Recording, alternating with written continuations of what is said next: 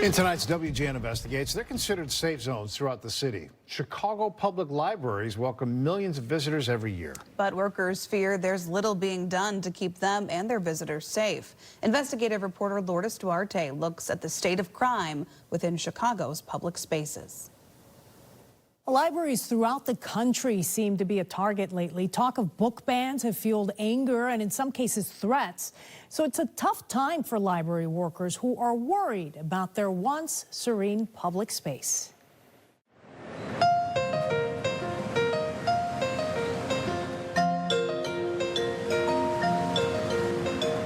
Chicago's libraries tell the city's story, architectural gems that attract people from all walks of life.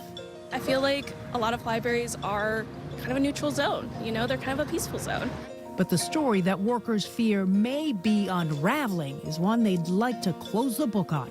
Every day is not an emergency at the library, but we always have to be ready for it to potentially be one. Harold Washington library workers Adrian Seeley and Christopher Crotwell sat down with us to explain how they're feeling after some high-profile incidents at branches across the city. One of the most notable was in May of last year at King Branch on the south side when 26-year-old Calvin Williams was arrested, accused of assaulting patrons and staff at the branch. Several people had skull fractures, one worker had a broken jaw, and it was just a really shocking and disturbing event for us. And it put, as a staff, just throughout the system, it put us on edge. The case is working its way through the courts. It may be the most severe, but it's not the only scare for workers. So I'm calling from the Woodson Regional Library, and we have a patron who is acting very erratically and threatening the security staff. WGN Investigates look through incident reports. This 911 call-in report came in March after a patron started talking to himself and yelling, according to staff. Right now, he's on the stairs. He was asked to leave for the day, and he's just really gone off the handle, and I've asked the guard to pull back because I'm afraid he might attack her. Is he yelling, kicking, screaming, punching, anything like that? He's swearing, and he talked about coming back to shoot up the place. Library workers will tell you scenarios like this are not unusual. A lot of violent confrontations between patrons. I've seen a man repeatedly struck with a wooden chair. I have seen patrons fighting in larger groups of 5, 6, 7 patrons fighting. Inside the library? Inside the library. Fights happen on a regular basis. Using Chicago's open data portal, we added up police reports at libraries for the last 5 years.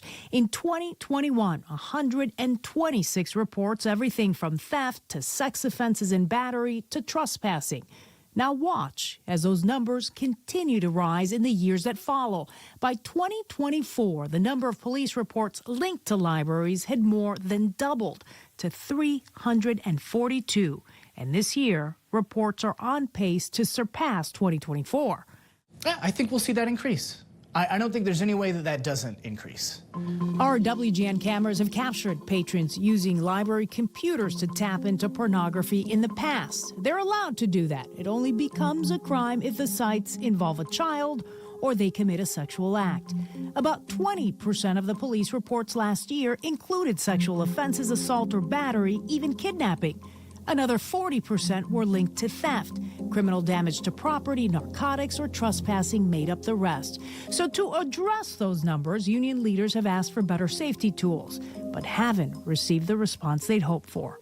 It was at the January meeting at which they said, well, we hear you about working panic buttons and surveillance cameras in every branch, but it's going to be 2 years until we can fulfill the panic buttons, and it's going to be 5 years until we can fulfill the surveillance cameras. That's not acceptable. Through a statement, a Chicago Public Library spokesperson said they are taking proactive steps to improve safety.